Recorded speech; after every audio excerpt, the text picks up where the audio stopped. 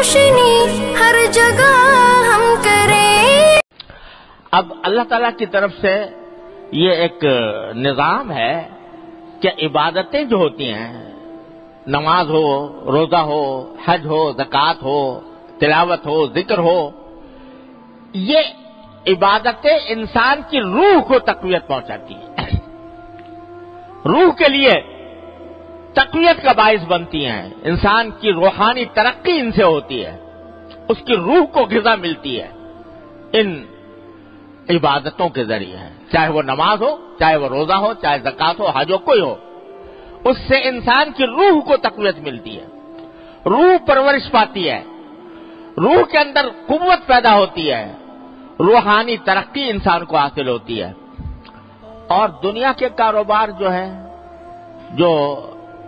جائز ہیں، اللہ تعالیٰ نے اجازت دی ہے، لیکن وہ عام طور سے وہ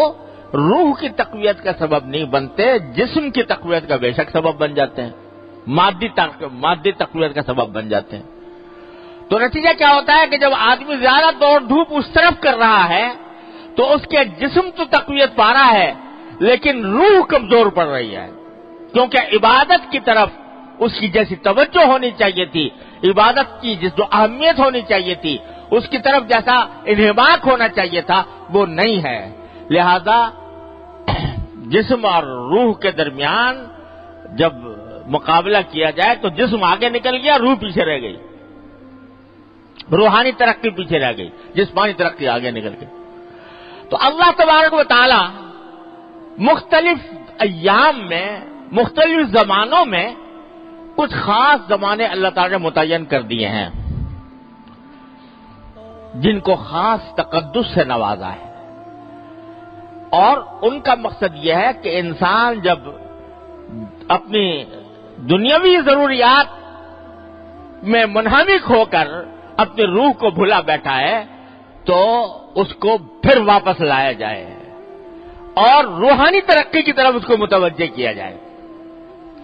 اس کے لیے اللہ تعالیٰ نے کچھ دن مقرر کر دیے ہیں، ورنہ دن تو دیکھو سب ایک جیسے ہیں، رمضان کا مہینہ ہو یا غیر رمضان ہو،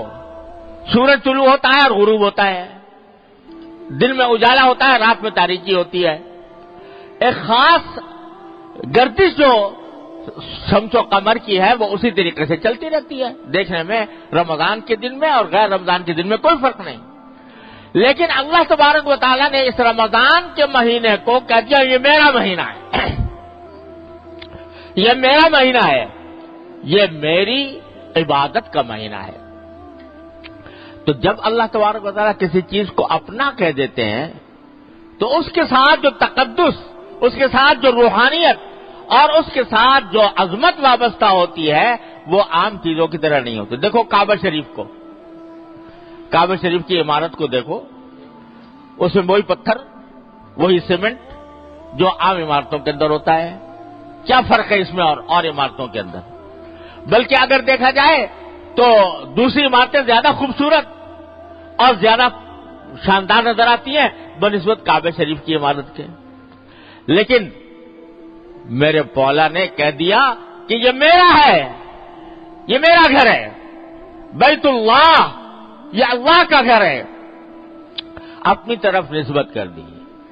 اور جب اپنی طرف نسبت کر دی تو اس کے ساتھ جو تقدس وابستہ ہوا، اس کے ساتھ جو لذت ملی، اس کے ساتھ جو حلاوت ملی، اس سے جو روحانیت وابستہ ہوئی، ساری کائنات کی اعلیٰ سے اعلیٰ عمارت بھی اس کا مقابلہ نہیں کر سکتی۔ ایک جا کر آدمی وہاں عمارت کو صرف دیکھتا ہی رہے، اس عمارت کو صرف دیکھتا ہی رہے تو اس کی روح پرورش پا رہی ہوتی ہے، اس کو اللہ تبارک و تعالیٰ نے ایسا تقدس بخش دیا۔ تو جب کسی چیز کو اللہ تبارک و تعالیٰ اپنا کہہ دیں یہ میری ہے تو اس سے جو تقدس، اس سے جو روحانیت وابستہ ہوتی ہے وہ